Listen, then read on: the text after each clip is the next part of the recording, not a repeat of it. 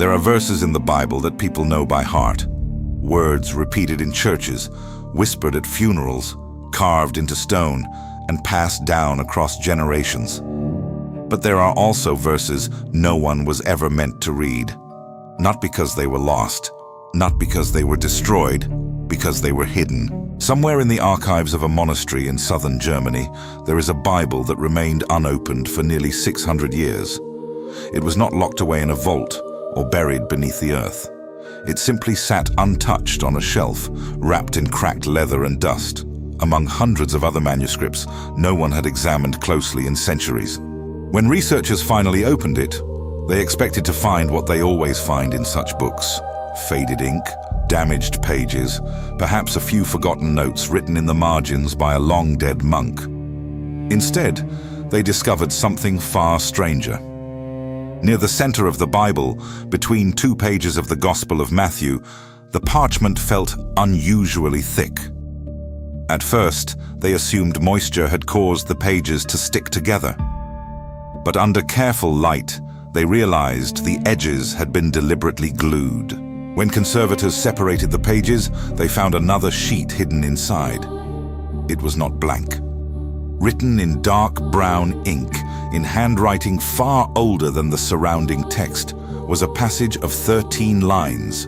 No title, no chapter number, no indication of where it belonged. And yet the style was unmistakably biblical. The wording resembled scripture. The rhythm of the sentences felt ancient, formal, and disturbingly familiar, as if it had always been there and had only just been remembered. But there was one problem. The verse did not exist in any known version of the Bible. Not in Greek, not in Latin, not in Hebrew, not in the oldest surviving manuscripts or the fragments discovered in caves and tombs.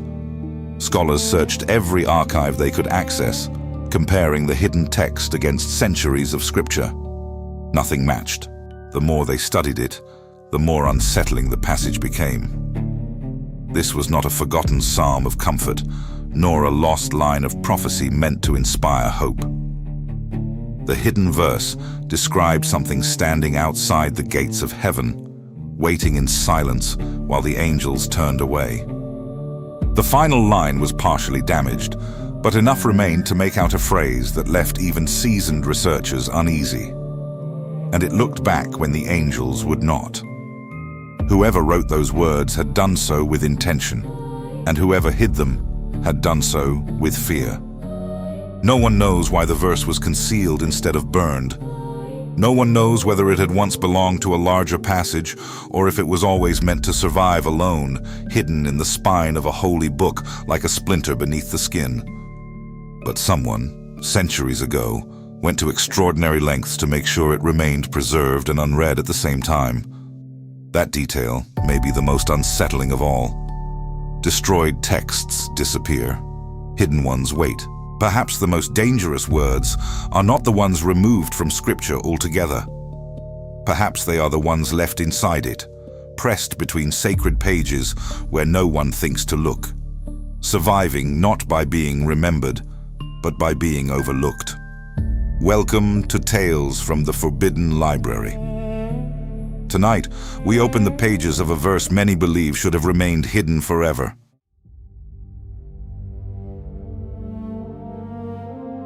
The Bible was discovered in the winter of 1978, during the cataloging of a remote monastery library in Bavaria. The monastery itself had long since been abandoned. Its last monks had left decades earlier, and much of the building had fallen into quiet ruin. Rain leaked through sections of the roof. Dust coated the stone corridors. Entire rooms had remained untouched for so long that shelves had collapsed beneath the weight of their own books. The library was located beneath the monastery, hidden below a narrow staircase behind the old chapel. It contained hundreds of manuscripts, most of them damaged by age and dampness. Historians expected the collection to contain little of significance beyond regional records and devotional texts. Yet among the cracked bindings and warped parchment was one volume that immediately stood apart. It was a Bible bound in dark leather, unusually well preserved compared to the others around it. There was no title stamped on the cover, no indication of where it had been copied, and no notes identifying its owner. Even stranger, the clasp sealing the book had been wrapped in thin iron wire. It was not locked, but deliberately bound shut. The researchers first assumed the wire had been added later to keep the book from falling apart.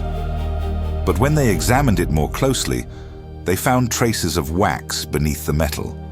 The seal had once carried an impression, though time had worn it almost smooth. Only a few faint marks remained. One archivist believed they resembled the outline of an eye. When the Bible was finally opened, nothing seemed unusual at first. The text was written in Latin, in the careful hand of a 14th century scribe. The early pages contained the expected books of the Old Testament, followed by the Gospels and letters of the New Testament. There were no strange illustrations, no forbidden symbols, no signs that this volume was different from any other medieval Bible. But as the researchers turned deeper into the Gospel of Matthew, one of them noticed something odd. 2 pages near the middle of the book felt thicker than the rest. The parchment resisted slightly when touched, as though something was trapped between them. Under stronger light, the edge of an extra sheet became visible beneath the glued pages. The conservators worked slowly. Medieval parchment is fragile, and forcing the pages apart could have destroyed whatever lay inside. For nearly 6 hours, they softened the glue with fine tools and warm air. Finally, just before dusk, the hidden sheet separated from the surrounding pages. Inside was a single folded page of older parchment. The handwriting on the sheet was noticeably different from the rest of the Bible. The surrounding text had been written in neat, formal Latin. The hidden passage, however, was rougher, darker, and written in a hand at least a century older than the book itself. The ink had bled into the parchment, as though it had been written quickly or with unusual pressure. At the top of the page, there was no title, only a single line written larger than the others. What was hidden between the words must never be spoken aloud. Beneath it were 13 lines of text. The researchers read the passage in silence. Later, when interviewed, none of them could fully agree on what the verse said. Each remembered certain phrases differently. One insisted it referred to the one beyond the gate. Another remembered the words, the face beneath heaven. A third claimed there had been a line about angels refusing to look. What disturbed them most was not the content itself, but the strange certainty that the passage had changed. When they returned to the manuscript the following morning, several of the words appeared different. Small details no longer matched their notes. The final line, which one researcher had copied carefully the night before, now seemed to end in another sentence entirely. At first, they blamed exhaustion.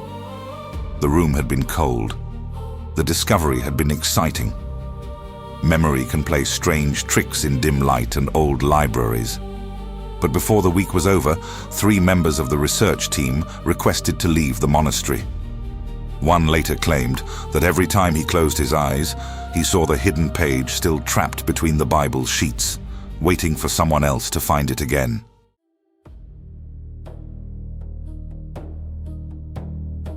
The hidden passage was sent to a university in Vienna, where specialists in medieval scripture, ancient languages, and manuscript preservation were asked to examine it.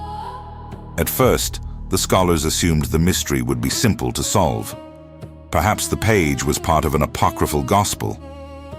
Perhaps it had been copied from an obscure commentary or inserted by a monk with unusual beliefs. There were many texts written alongside the Bible in the Middle Ages, and most could eventually be traced to a known source. But this one could not. The handwriting was dated to the late 12th century, making the page older than the Bible in which it had been hidden.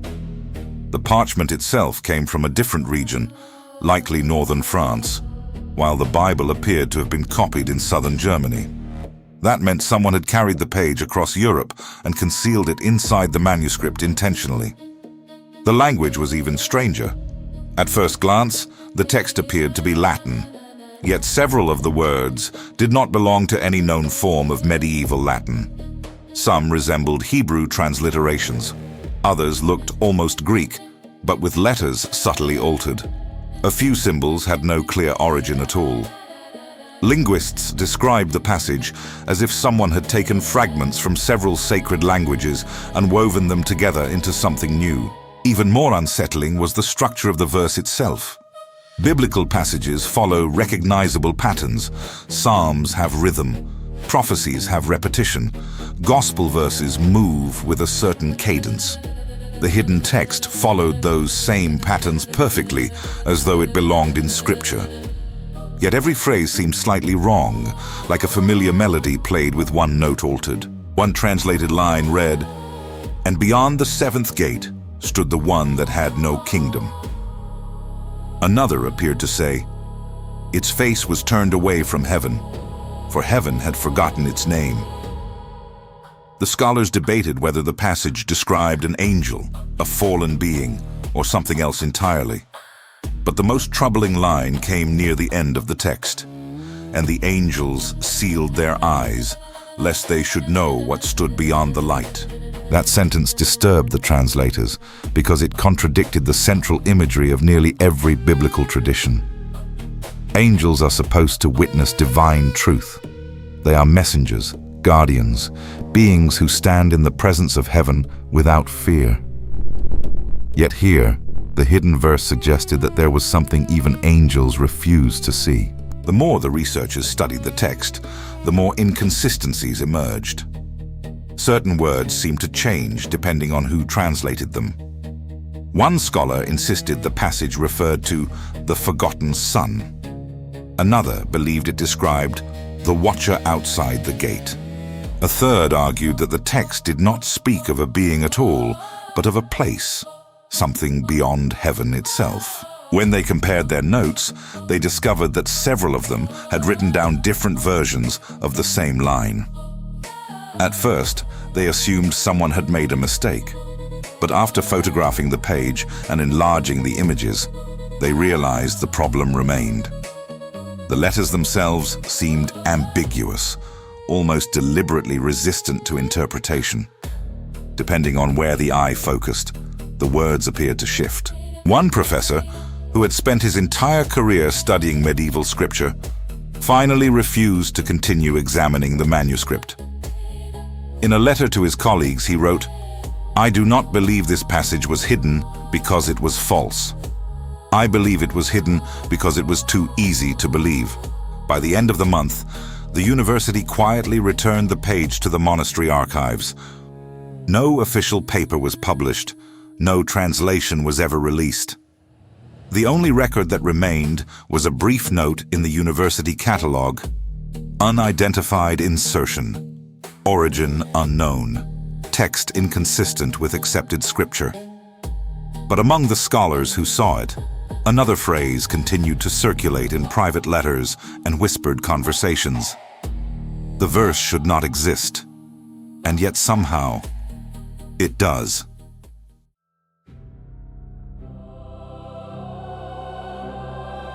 The deeper historians looked into the hidden verse, the more they became convinced that its concealment had been deliberate. Medieval scribes were meticulous. They copied texts by hand for years, sometimes decades, preserving every line with obsessive care. If a page was damaged, they repaired it. If a passage was considered dangerous or heretical, they usually destroyed it. Burning forbidden texts was common. Scraping ink from parchment was common. But hiding a page intact, sealing it between the leaves of a Bible, was something else entirely. It suggested hesitation. Someone had wanted the verse gone, but not gone forever. The first clue came from the glue itself. Modern analysis revealed that the adhesive binding the hidden page between the Gospel pages was not added when the Bible was originally created. It had been inserted roughly 50 years later. That meant the manuscript had circulated normally for decades before someone chose to conceal the passage inside it. Researchers believe the hidden page may once have belonged to a larger collection of writings. In the 12th and 13th centuries, monasteries often kept unofficial texts alongside scripture. Commentaries, letters, apocryphal fragments, even strange local traditions copied by monks who feared the stories would otherwise disappear. Many of these writings never became part of the official Bible, but they were preserved quietly in monastery libraries. Somewhere along the way, however, the hidden verse crossed a line. A damaged letter discovered in the same monastery may explain why. The letter was written by a monk named Brother Matthias, who served as librarian in the early 1400s. Most of the page had decayed, but one passage remained legible. The verse is not to be copied again. Father Ulrich says the words trouble the younger brothers. One no longer sleeps. Another refuses to enter the chapel after dark. We are to place it where no eyes will fall upon it, but where it may yet remain, should the warning prove true. That sentence changed everything. The monks had not hidden the page because they believed it was meaningless. They hid it because they believed there was some reason it needed to survive. Another surviving note, written in the margin of an inventory record, refers to the line between the pages. Next to it, in different handwriting, someone had written, "It was not written by man." Historians often dismiss such comments as superstition or fear. Medieval monasteries were full of stories, and frightened scribes sometimes imagined danger in ordinary things. Yet the consistency of the fear surrounding this particular passage is difficult to ignore. What truly unsettled researchers was the fact that the scribes seemed less afraid of the verse itself than of what it described. The surviving notes never call the text evil, false, or blasphemous. Instead, they refer repeatedly to the one outside, the watcher beyond, and the thing the angels would not name. One fragment from a destroyed monastery archive in France contains perhaps the clearest reference of all. We sealed the line beneath holy words, for if it is read plainly, men will search for what stands beyond the gate. That suggests the scribes believed the verse pointed towards something real, not necessarily a place that could be reached, but a truth that could not be unknown once discovered. In their minds, hiding the verse was not an act of censorship. It was an act of protection, and yet they could not bring themselves to destroy it. Perhaps they feared that erasing the passage completely would be worse.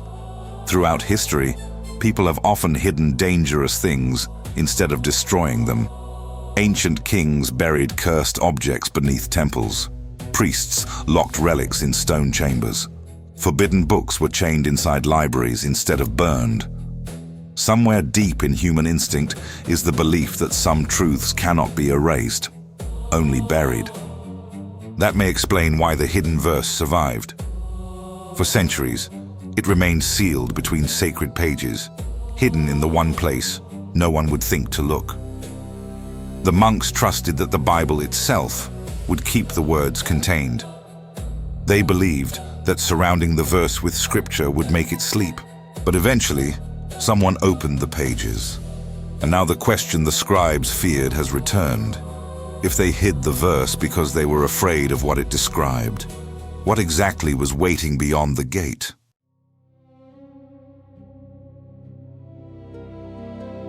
Once the hidden verse became known among a small circle of scholars and collectors, attempts to interpret it began almost immediately.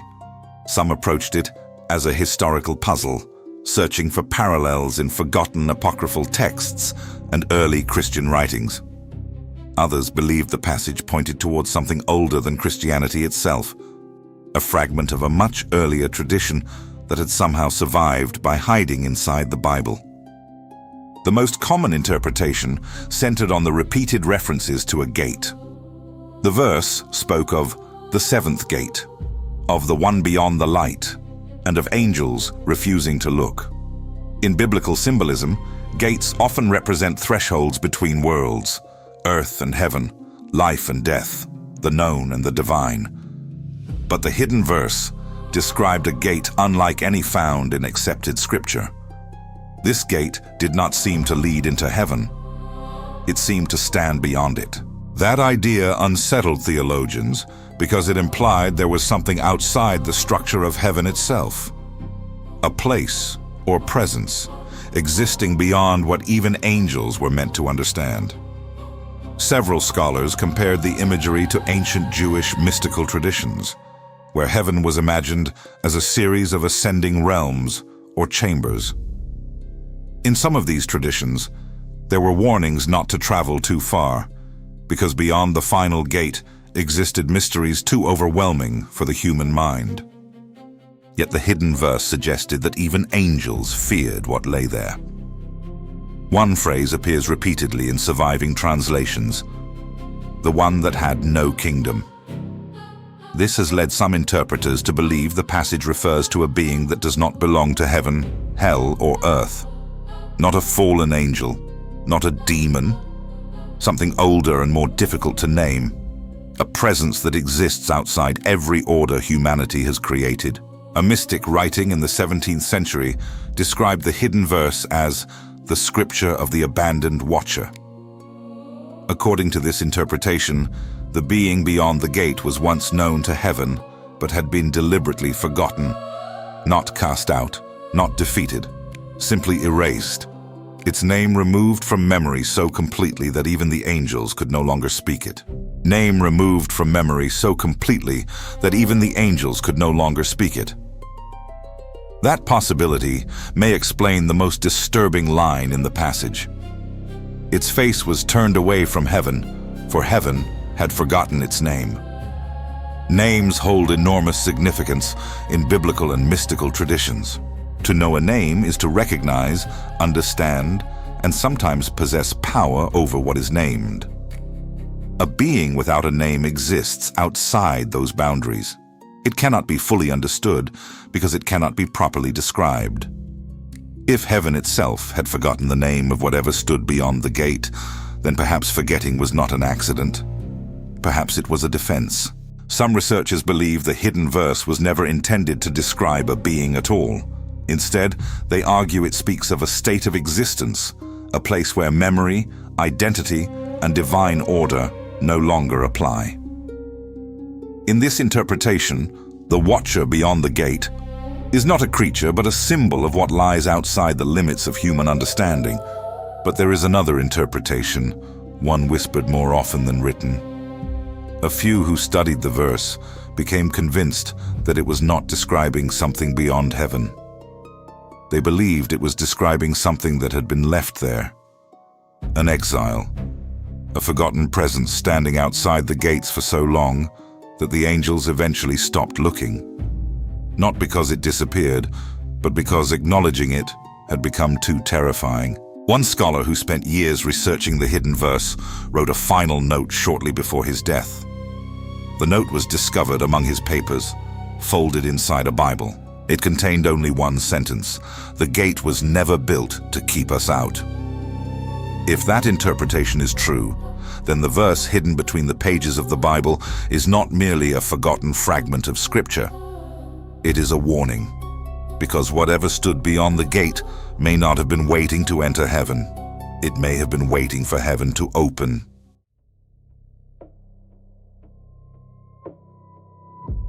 After the discovery of the hidden verse, strange stories began to gather around it. None could be proven. Most appeared only in private letters, whispered conversations, or accounts shared by people who had never met one another. Yet they all carried the same uneasy feeling, as though reading the passage did not simply reveal something hidden, but allowed something to notice you in return. One of the earliest stories came from a graduate student in Vienna who had been allowed to examine the photographs of the hidden page. According to a letter sent to a friend, the student spent hours studying the final line, trying to determine whether the damaged words referred to the watcher or the gate. Late that night, while leaving the university archives, the student claimed to see a figure standing at the far end of the corridor. The figure was motionless. Its face could not be seen clearly, though the corridor was well lit. The student later wrote that the most unsettling detail was not the figure itself, but the certainty that it had been standing there for much longer than seemed possible. By the time the student looked again, the corridor was empty. Another story came from a collector in France who became obsessed with finding other references to the hidden verse. Over several years, he searched monastery archives across Europe and eventually uncovered a damaged manuscript in which a monk briefly mentioned the line between the pages. The collector reportedly translated the passage late one evening in his study. The following morning, he telephoned a friend and claimed he had discovered something important. According to the friend, his voice sounded shaken. "I think the verse is incomplete," he said. "I think there used to be more." He arranged to meet the friend the next day, but he never arrived. When police entered his home, they found the study untouched. The manuscript lay open on the desk beside several pages of notes. Most of the notes made little sense. The same sentence had been written over and over again, across dozens of pages. "Do not read what comes after." No further pages were ever found. Perhaps the strangest account came from the monastery itself. In the years after the hidden verse was removed, several visitors staying in the old building reported hearing footsteps in the library beneath the chapel. The sounds were always the same: slow, deliberate, crossing the floor between the shelves before stopping near the empty place where the Bible had once been kept. One visitor, a historian from Prague, claimed that curiosity finally overcame fear. Late one night, carrying only a lantern, he went down into the library to investigate. The room was empty, yet on the table where the Bible had once rested, there was a single, loose sheet of parchment. He later described it as old and badly stained, with only a few words still visible. He remembered reading the final line before dropping the page and running back upstairs. Years later, he refused to repeat what the line had said. But in an interview shortly before his death, he admitted something else. The words on the page had not been written in Latin. They had been written in his own handwriting. Stories like these are easy to dismiss. Old monasteries inspire superstition. Forbidden texts encourage imagination. People often see what they expect to see. Yet the stories surrounding the hidden verse have a peculiar consistency. Again and again, different people describe the same details. The figure at the end of the corridor, the sense of being watched, the feeling that there is more to the verse than anyone has found. Most unsettling of all is the recurring idea that the hidden page was never complete. What if the 13 lines discovered inside the Bible were only a fragment? What if other pages still exist, sealed inside forgotten books, hidden in monastery walls, buried in archives no one has opened for centuries? If so, then perhaps the monks who concealed the verse were not trying to hide a single passage. Perhaps they were trying to scatter it, to break it apart and bury the pieces separately so that no one would ever read the whole thing again. Because if the final line truly was missing, perhaps there was a reason they feared what came after.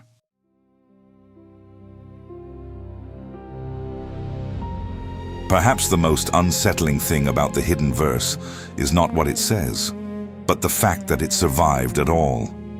Across history, countless books have been burned, buried, censored, and erased. Entire libraries have vanished into fire and war. Yet this single page endured for centuries, hidden between sacred words, as though someone feared destroying it even more than preserving it.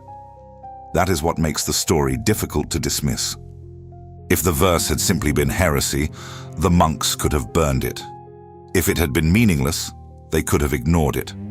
Instead, they sealed it between the pages of a Bible and left warnings in the margins for those who might one day find it. They wanted it forgotten, but they also wanted it to survive. There is something deeply human about that contradiction. Throughout history, people have hidden dangerous knowledge in the hope that no one would ever uncover it, while quietly ensuring it could still be found. Forbidden texts are rarely destroyed completely.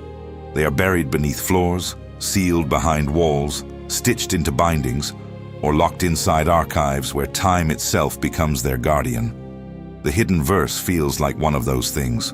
Whether it was truly ancient scripture, an invention of a frightened monk, or the fragment of some older belief no longer understood, it left the same impression on everyone who encountered it.